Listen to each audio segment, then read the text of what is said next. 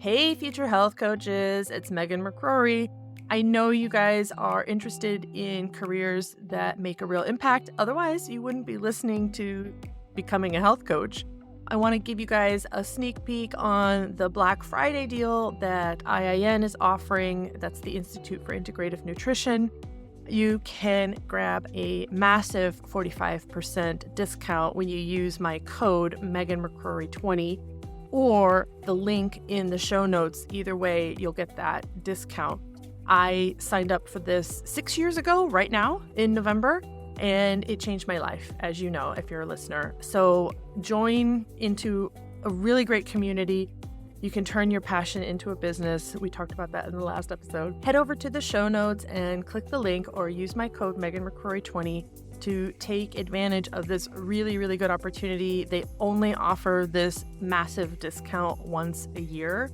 And if you already had the health coach training program, you can use the same code, the same link for 35% off all the other courses, including the Chauffeur certification courses. So 45% off the IAN Health Coach Training Program and 35% off all the other stuff that they offer. Okay, let's get into it.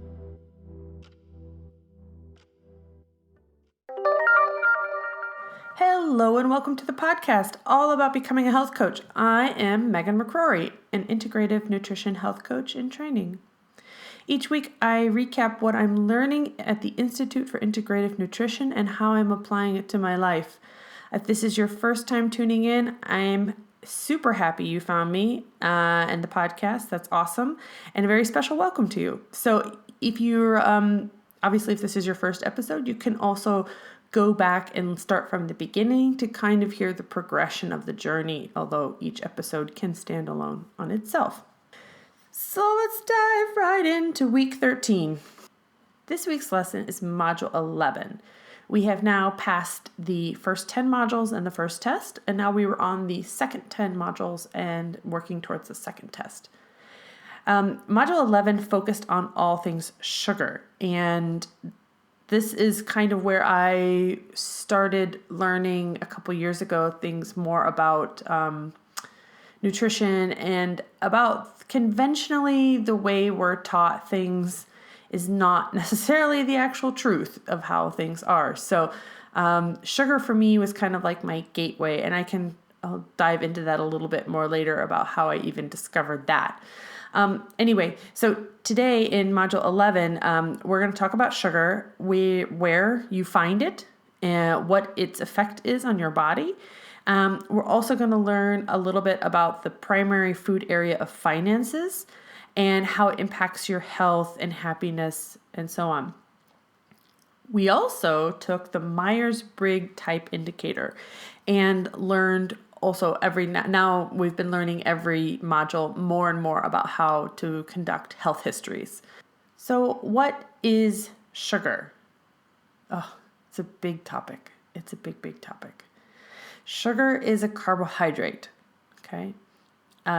And it's made up of carbon, hydrogen, and oxygen. And there are lots of different types of sugar.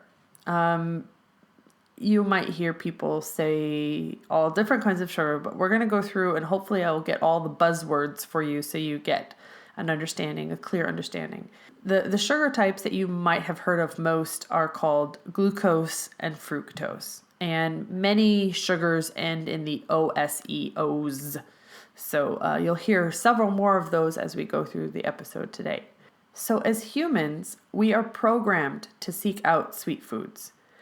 There's even natural sugar in breast milk, so that as a baby, you want to drink it, okay? Sweet meant that it was okay to eat, okay? So that if you're foraging for wild things, if you eat something sweet, it's good. If you eat something sour, maybe you shouldn't be eating it. So if it's sweet, it's safe, quote, to eat. And we still, even though now all of our food is technically safe, right? I mean, if you think about it, it's not going to poison us very quickly anyway. But we still have that craving, that need to search out for sweet treats. So as with the past several episodes, we're going to break down sugar a little bit more on the chemistry side so that when you hear the terms in the media, you know what they mean. So first, let's start with the smallest, which is monosaccharides. And mono means one. These are simple sugars like glucose. Glucose is also called dextrose. So this can also start to get, right here, you're already confused. Is it glucose? Is it dextrose? That's the same thing. It's the same word for the same thing. Then we also have fructose and galactose. So those three things are simple sugars. They have one compound, right? It's one thing. Then these occur most naturally in fruits, vegetables, and dairy milk. Next, we have disaccharides, and di means two. So these compounds are made up of two monosaccharides. So the instance table sugar, which is sucrose. So when everybody says sugar, see this right away, you're like, what kind of sugar are we talking about, right? So if I just say sugar in general, I'm going to be referring to table sugar. And table sugar is technically called sucrose and is glucose and fructose together. So those two monosaccharides make up sucrose. We also have maltose, which are actually two glucose monosaccharides together. So two of them together is maltose. And then lactose, which a lot of people have heard lactose, and that is really a dairy sugar that's made up of glucose and galactose. So these are obviously, like I said, table sugar. You can find maltose in beer. So a lot of people who are gluten intolerant, the malt in the beer is where the gluten comes from, and also beer has sugar, and this is maltose. And also dairy products, as I mentioned, with lactose. Lastly, there are polysaccharides, and poly means many. So these structures are made up of long chains of connecting monosaccharides. So they're often referred to as complex carbohydrates, as I mentioned in the episode number 11 on carbohydrates.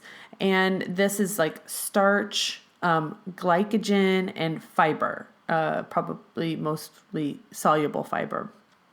There are other sneaky sugars called sugar alcohols, and you might have heard some of these coming up in the news and on the shelves. These are commonly found in sugar-free foods, and they are usually named, so there's sorbitol, mannitol, xylitol, isomalt, and others. There's plenty of others.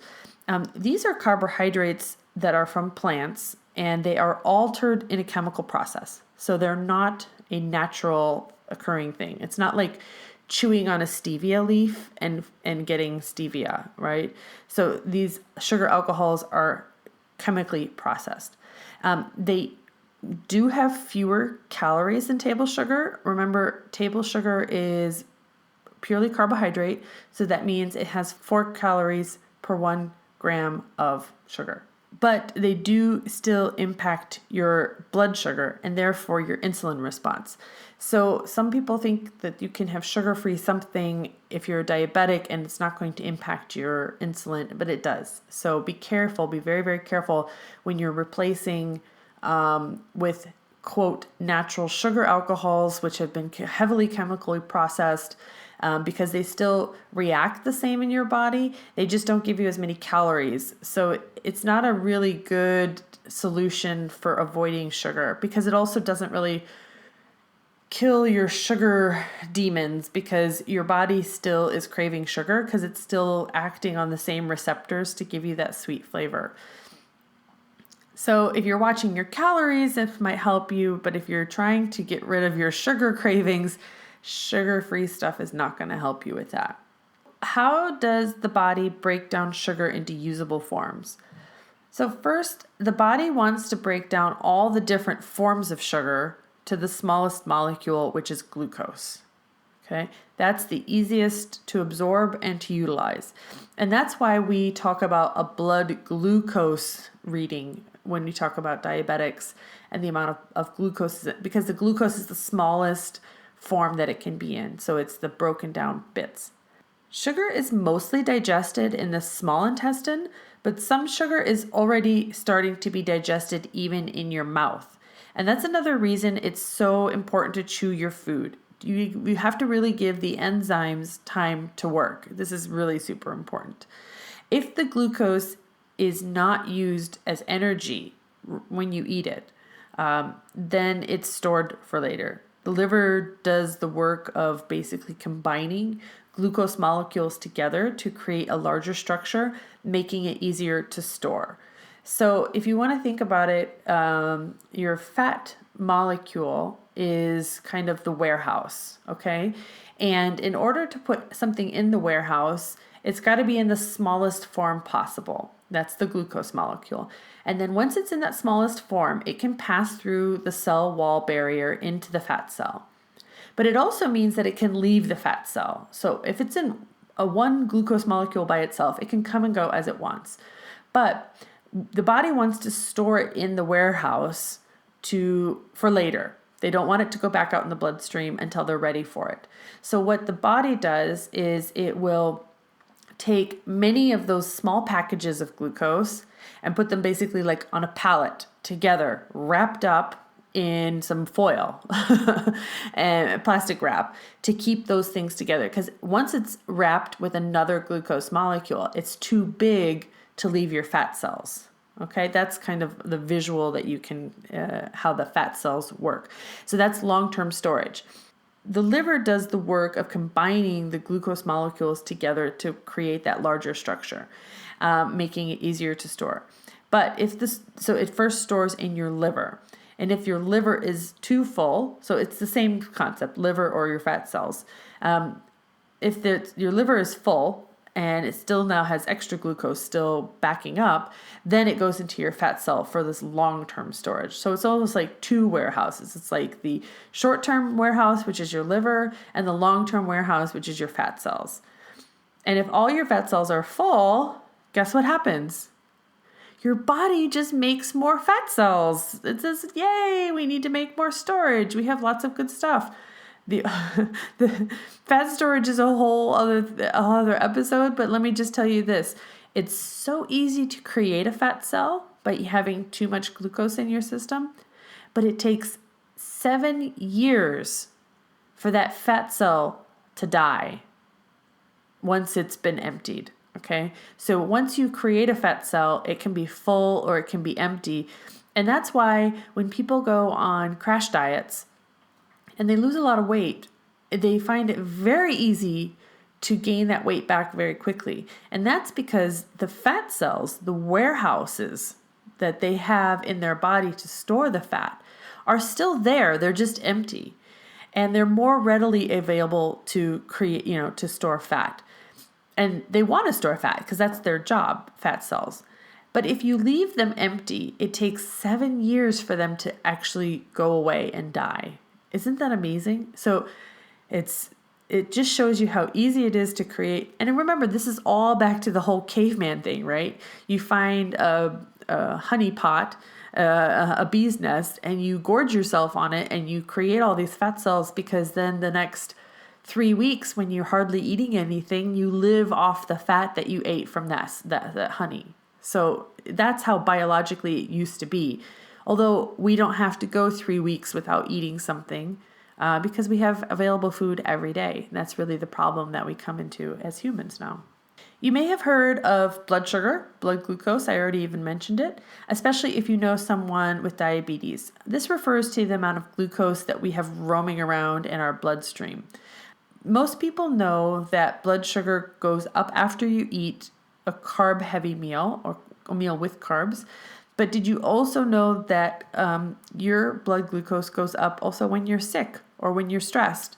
So blood sugar levels drop when you're resting or you're fasting or you have just had a major exercise session. So your blood sugar levels are not solely dictated by your food, but also by your overall health and well-being.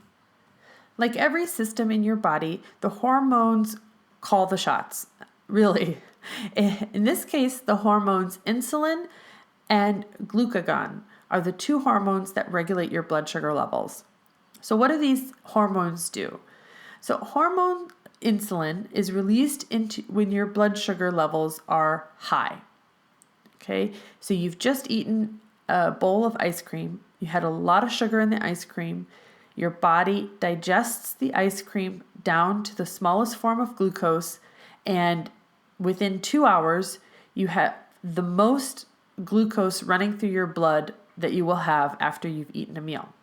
Okay, and what it does is insulin is released to get the sugar out of the blood and into the cells where it should be used. It kind of pulls that out. Your body doesn't want to have high glucose in the blood. This is bad. This is very, very bad. Okay. So your insulin works to move it out of your bloodstream and into the cell to be used as energy. And if it's too much, then, like we said already, it goes into fat storage. So when you have high blood sugar, this is what's called hyperglycemia. So hyperglycemia. And I would guess that you might be able to know what glucagon is for.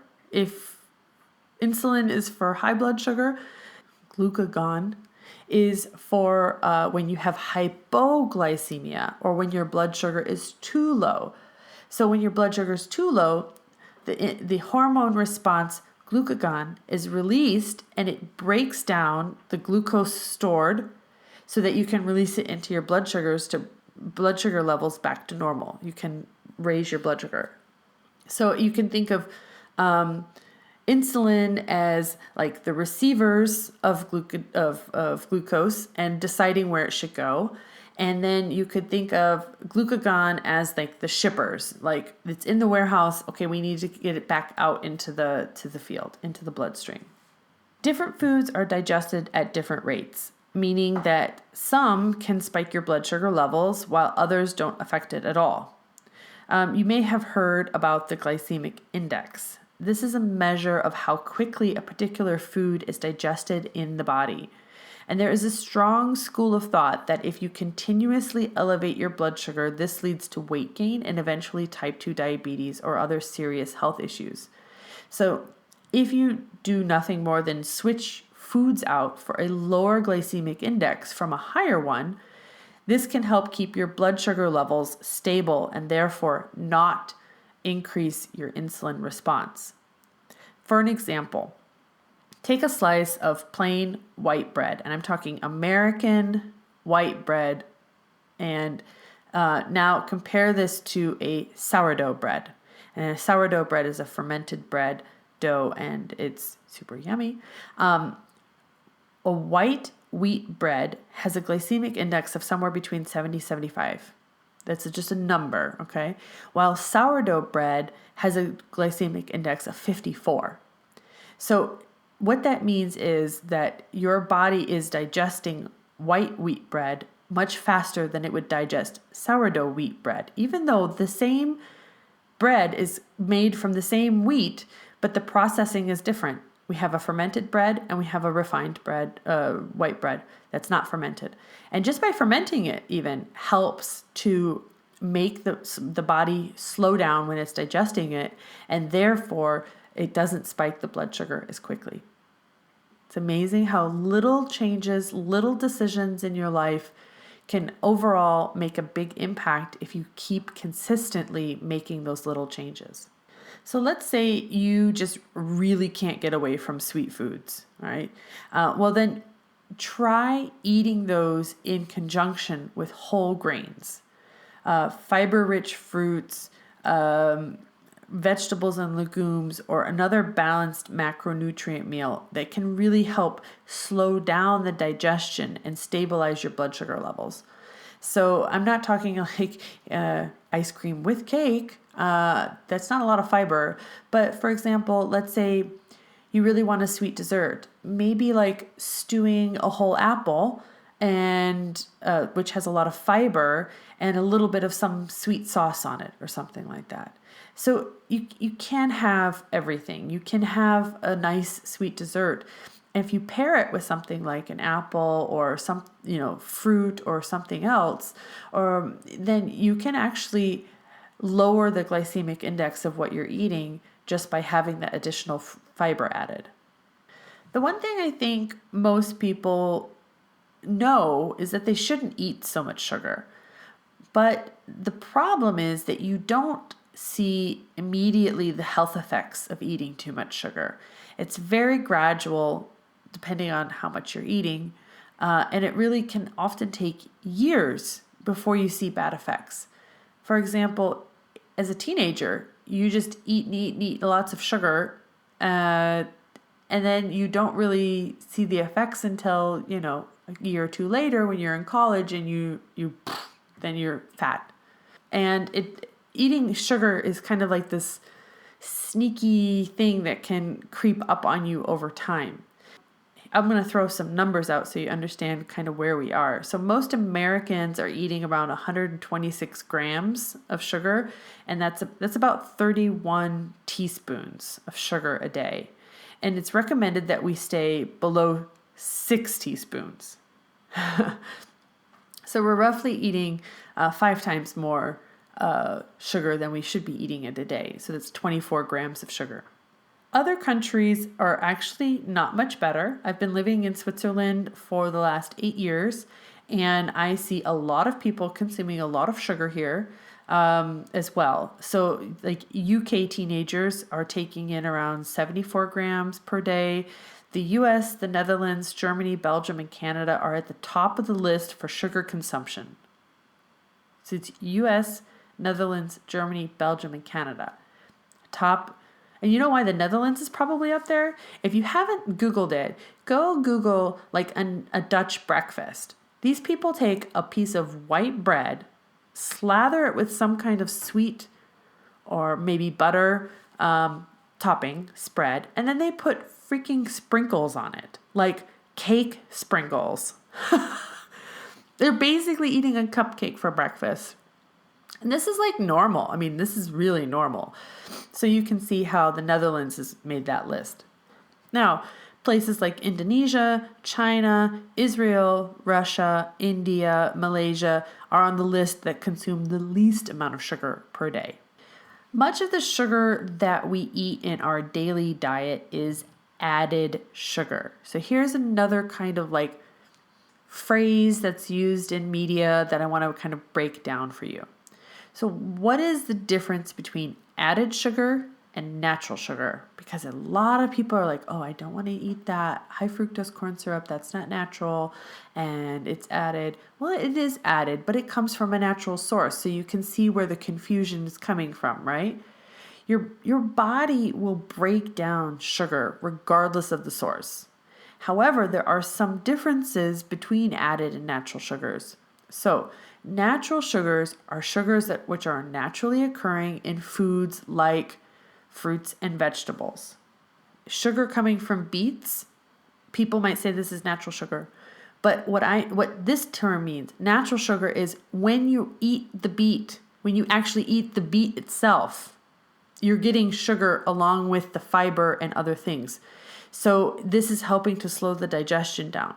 Now, once you remove the sugar from the beet, and then you have like a pure sugar source, right? Away from the fiber, away from the nutrients of the original source.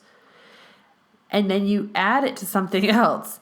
That's added sugar, okay? So fruit, vegetables like carrots, sweet potatoes, beets, all have a lot of natural sugar actually, which makes them higher carbohydrate foods. And if you're looking to like kind of kill your sugar dragon, that's a really great way to do it. Use a lot of carrots and sweet potatoes and beets and things because they're naturally sweet and they will naturally sweeten other things without adding sugar, but you still have the fiber and things that help slow that digestion down. Added sugars are, as they sound, added, but added during some kind of processing. And this is another thing I've mentioned in previous episodes. If all you do is kind of just stay away from processed things, it's almost impossible to eat added sugar. Because if you're eating whole vegetables, they're not pumping whole vegetables full of sugar. The only sugar that's in there is the sugar that's naturally occurring. Okay? If you stay away from the processed foods, you can almost easily eliminate all added sugars. And it really sounds easy because it is that easy. So there's an increasing number of health effects being attributed to eating too much sugar. And most of these are attributed to eating too much added sugar. Some people are calling Alzheimer's type 3 diabetes. You also have a greater risk for dental cavities. You can disrupt your gut microbiome. It can have a negative impact on your immune system, among like a lot of other things. Everything is in moderation, but what is moderation? Well, I can probably say without a doubt, moderation is eating less sugar than you're eating now. So figure out how much sugar is in your diet. You can do this by using a free app and record your food for a week and get an idea. How much sugar are you consuming in grams or in teaspoons? And like give that a hard look. And then you can tell yourself, where are you on the scale of where you should be? Your goal should be 6 teaspoons or 24 grams a day. So this week's guest speaker was Sarah Wilson. She's Australian journalist, but most notably the creator of the I Quit Sugar website and kind of book and movement and whatnot. I have, as I mentioned, been learning a lot about sugar in the past years, and I thought I knew a lot about what she was going to say because I had been reading a lot about sugar, but I was actually pleasantly surprised to find out a few new things, actually, and she also has a really good speaking style. You can Google her, Sarah Wilson, and she will show up, and you can also go to her website, iquitsugar.com. So Sarah Wilson had a problem called Hashimoto's, which I had never heard of before I started working on this course. But Hashimoto's is an autoimmune disease that messes with your hormones. And a lot of times this is women, mostly in women, I believe. And then they have to take a lot of hormone therapy, and this causes a lot of problems. So she decided to stop eating sugar because of this disease, and also kind of to experiment with her body, which I love. I love experimenting. So the first thing that she dives into really is the misconception that some sugars like maple syrup and honey are better for us. And again, some people say, oh, this is natural sugar. Well, no. Remember, we're going to keep the definition of natural sugar as naturally occurring in fruit and vegetables and whatnot. When you have maple syrup and honey, it's really more of an added sugar. And the bottom line is that the argument that there are minerals and vitamins and things in this, it's really only about 1 to 2% in the vitamins and minerals in maple syrup and honey. But the health food industry has really kind of latched on to that and now uses it in a lot of things, and people believe it's healthy because it's maple syrup or honey. So there are a lot of theories that eating a local honey will help with your seasonal allergies and things like that. Maybe that's true. Maybe that is a reason to use honey if you have a different reason than to sweeten something, but just to help eliminate local seasonal allergies. But there are also other ways of eliminating local seasonal allergies, like eating products that are produced, also like dairy products and other things that are produced locally as well. So you don't have to have honey or maple syrup. Trust me, I love both of these things as well. But to delude yourself by thinking that you're eating something healthy for you, don't do that. It's still sugar. So I was also under the impression that basically all sugar is created equally, maybe from a caloric point of view. And that's true necessarily from a caloric point of view. This sugar, that sugar, this sugar, it's all 4 calories per gram. However, the body processes sugar differently. I learned that the fructose, remember we talked about fructose earlier, is metabolized mainly in the liver. And when it does that, it kind of freaks the liver out. Okay? Glucose, on the other hand, is metabolized in the blood. I mentioned that before. So glucose is what's the insulin is working to get out of the blood, and fructose needs to be broken down a little bit more. Fructose also messes with our appetite hormones. So these are leptin and ghrelin. And when we eat fructose, we don't get the signals that we are feeling satiated, that we're full. Okay. We also don't use fructose for energy. So because we don't actually get energy from fructose, we tend to eat more of it.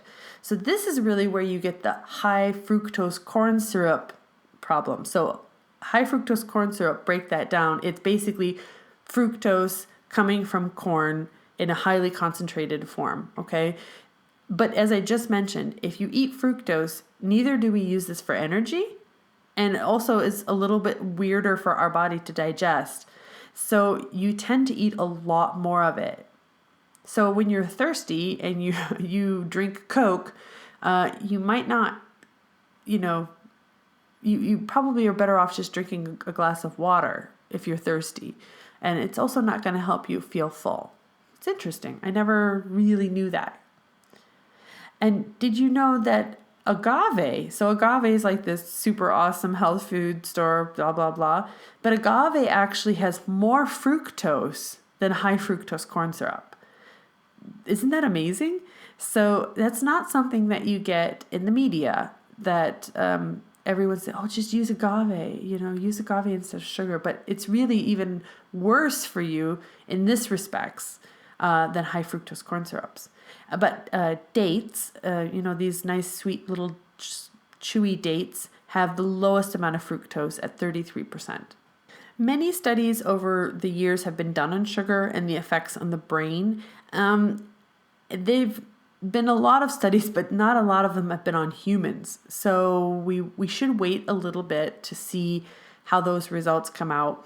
However, it's pretty highly suspected that the evidence that sugar makes us fat is there, okay? Not from necessarily the calorie point of view, but how it affects our hormones. This is insulin and the other hormones that we've been talking about. So as I just mentioned at the beginning of the segment, much of the added sugar is in processed foods. So choose whole fruit over fruit juice. Remember, fruit juice has been processed. You have to open your mind and think about more what processed means. Fruit juice has been processed. It has been removed. The juice has been removed from the rest of the fruit. So it's processed. Okay. And one step further, what you could do is to opt for low fructose fruits like berries. That's why berries are always okay on like low carbohydrate diets, because they're very low in sugar. If you're interested in learning more, I've put a link to the iQuitSugar.com in the show notes, as well as a YouTube video link to see Sarah Wilson discussing sugar. So moving on to the next topic in the module, we discuss the primary food of finances. And primary food is a concept created by Joshua Rosenthal, the founder of the Institute for Integrative Nutrition, that defines things like career, relationship, physical activity, and spirituality that feed our soul. And secondary food is what we kind of put in our mouth. And we need to be balanced with our primary food as well as with our secondary food to be truly healthy and well. So for finances, it boils down to the fact that we have greater peace of mind when we're financially stable. Can you have a very good life and be financially unstable? Yes. But if you're financially stable, you have that better peace of mind. That's one less thing that you have to worry about. So to go further into this topic, we heard again from guest speaker Manisha Thakur on the basics of budgeting. So she breaks it down to a very simple concept. After taxes, you should have approximately 50% of your take-home income for things you need, like housing, clothes, and food. So that's your need income. Then 30% of your take-home income should be for wants. And this is not necessities. So this is a dinner out. These are movies, vacations, and things that you don't necessarily need to live, but are nice to have. And the last 20% should be put into savings. So the 20% includes savings for your near-term emergencies and also things like intermediate-term goals like your wedding, college, and for your retirement. What she didn't put in her slide, but a number that we use in our house to calculate the amount we should be spending on your housing is 33%. So your housing, including your utilities, insurance, everything about your housing should be no more than 33% of your take-home pay. That is what we use in our house. And that's also what the banks in Switzerland use as a model if you can afford a mortgage. So that's interesting. If a bank says, this is over 33% of your take-home pay, we don't think that's a good idea. They'll deny you a mortgage. So I think all of what she said is pretty sound advice, and I'm really, again, happy that they include this type of stuff in the course curricula. I think finances are like nutrition in that people often don't have a good education on how to manage either. So anytime we can hear more about the best practices for practicing finance and nutrition, that's awesome. The next thing we did in the course was to take the Myers-Briggs personality test, which I have taken this before many times. I can't actually tell you what I got on the test before because I can never remember these 4 letters. Honestly, I can only remember the first one. But this time I wrote it all down, so at least I can reference it again. So I am an ESFJ. ESFJ. I don't know how common that is. I think I should look that up. Let me know in the comments if you've taken the Myers-Briggs test. What did you get from it? I'm really, really curious. So the 8 different types are extroversion, introversion, so you can be one of those 2, sensing and intuition, those are a pair, thinking or feeling, and then there's judging and perceiving. So I am an extrovert, sensing, feeling, judging. And I think it fits me pretty well. I also think that knowing your own personality type is important. And it's also important to know the personality type of the clients that you will be helping. It's very important for you to be able to connect and also to be the most effective that you can be. Another personality test that I really like is the 4 tendencies from Gretchen Rubin. And actually, Gretchen Rubin's podcast was the first place that I heard about Gary Taubes and his book called Why We Get Fat and the Case Against Sugar and Good Calories, Bad Calories. And those were the books that kind of like turned me on to the whole sugar issue. So I told you I'd come back around to that. So if you're interested in learning more about sugar, try out Gary Taubes' books, Why We Get Fat, which explains alternate theories on the original we get fat from eating dietary fat to we get fat from having too many carbs, which is, like I said, out in the last 10, 12 years becoming more acknowledged as the likely theory of cholesterol problems, and why we get fat is from sugar and refined carbs. But Gretchen has another personality test called the 4 tendencies. I'll leave a link for that also in the show notes. The 4 tendencies highlights how people deal with inner and outer expectations. And this is especially important when you are working with someone to reach a goal, like in health coaching. So it's really nice to know how to present the next steps to a client, or how to speak with them in a way, or how to listen or whatnot, how to do the best you can for that client where they will receive it the best and also use it the best. So you can take both the Myers-Briggs and the 4 tendencies tests online for free. And I would be curious if you know what other personality tests you've taken in the past.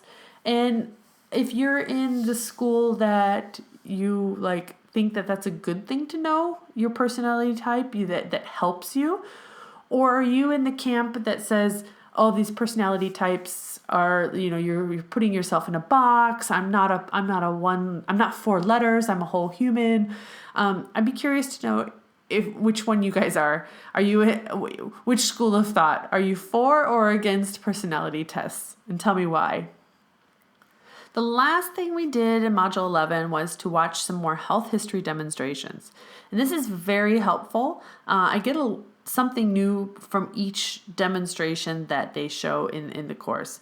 I still have some health histories to schedule, and health history is the initial consultation for a new potential client.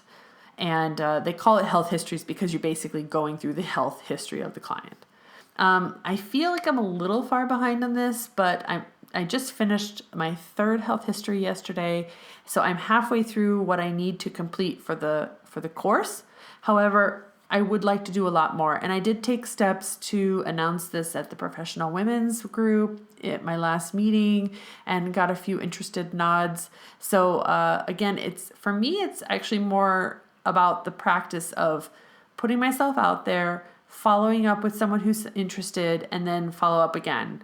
So the health history itself is a very interesting process, like sitting down and talking with someone for 45 minutes and really listening to them. I find this fascinating. But also just the act of getting someone to do it, because I've already sent out a couple that they didn't finish, so I need to go back and follow up. And this is the kind of routine that I need to get into is, like, okay, I emailed them on Monday, remind them on Friday, maybe a second reminder, and then drop it if they're not going to do it after that, kind of a thing. If you would like to help me with my health histories, I think it's really important to try and practice these health histories with people I don't know. And right now I'm practicing them with people I do know. And it actually makes it a little harder, I think, because I do know so much about the person that I'm talking with. It makes it difficult for me not to dive right into you should do this and you should do that. So if you're listening and you'd like to have a personal conversation with me, it's about 45 minutes. Please, please, please just drop me an email at becomingahealthcoach@gmail.com, and I will send you the link and the form to fill out, and then we can just schedule a video conference so we can see each other and have that conversation. And then you'd be helping me out, and I would be so excited to meet also some of my listeners. So that would be great. You can also drop me a line if I know you're listening at to the podcast, but you can also give me some feedback on what you like and what you don't like with the podcast as well. I love, love, love getting listener mail. Please send me an email. Just say hi. It's fantastic. If you'd like to be notified when a new episode of Becoming a Health Coach goes live, you either need to subscribe using the Apple Podcasts or basically whatever platform that you're listening to your podcasts on. Or you can head over to the mybestself.fit and you can click follow there at my website. And if you follow my website, all of my podcasts are produced off that website. So you'll also get a link and you can listen to the podcast via the website too. You don't have to have a podcast listener to listen to it. So you can also leave a comment for me there and see the show notes from each episode. But that's about wraps it up for episode 13 of Becoming a Health Coach. I'm Megan McCrory, and until next time, stay happy and healthy. All right. Hello and welcome to the podcast. Oh, just bumped the microphone. Can't do that. Hey, you're still listening. Great. Okay, now I can tell you about my 12-week goal setting session. So in this 1-hour session, I'm going to help guide you through a powerful process inspired by the best-selling book, The 12-Week Year. I know. Everybody at this time of the year starts to think about year-long goals. And I would argue that year-long goals are really hard to contextualize. What is going to be happening in a year from now? You have no idea.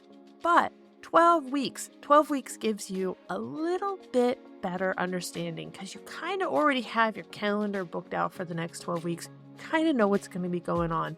So if you can focus your goals on the next 12 weeks, you can make some really big actionable steps towards your long-term vision. So in this 1-hour session, we do talk about long-term vision. We talk about where you want to be. We talk about what your 5-year, 10-year, 3-year, all those goals are. But that's only a brief part. We know we see the long distance view, but let's break that down. And then we get into the 1 to 3 strategic 12-week goals that are going to get you to those long-term vision. Then we're going to put that into a really cool action plan with checklists and timing and all that jazz to make sure that you are clear and that you have accountability to get those goals done. And then that's not it. Then we are going to tackle your roadblocks because you know you have roadblocks. So we're going to tackle those roadblocks. We're going to create a plan to overcome them. So you know when you start to self-sabotage, you know what you can do to get around those roadblocks. Okay, so if this is interesting for you, it is only 1 hour of your time and it's only 45 Swiss francs. I host this gig over on Fiverr, but I'm also going to put a link down in the show notes. So if you're interested, hit me up.